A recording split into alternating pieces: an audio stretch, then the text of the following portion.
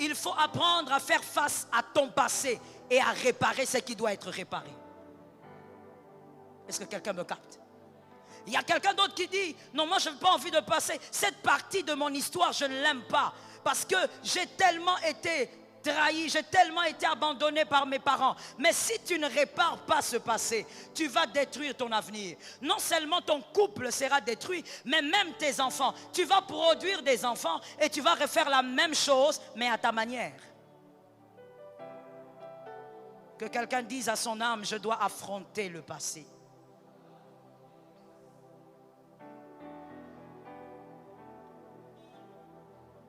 Voici le chemin à respecter quand on sait qu'on est une âme blessée. Parce que déjà, comme je vous le dis, vous devez affronter votre passé pour réaliser que vous êtes une âme blessée. Il y a des gens, si je vous donne le micro maintenant, je vous pose la question, vous allez me dire non, non, moi je ne suis pas une âme blessée. Tout simplement parce que tu refuses d'affronter ton passé.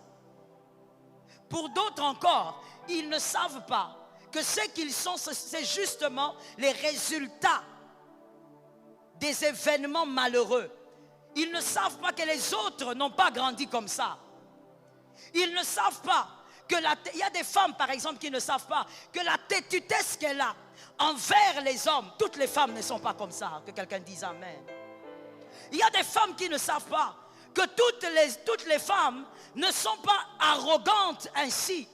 Mais il y a justement certaines têtutesses venues d'une catégorie de femmes. Je donne ça comme ça, pêle-mêle. Par exemple, une femme qui en grandissant, on lui a dit que ton père t'avait abandonné.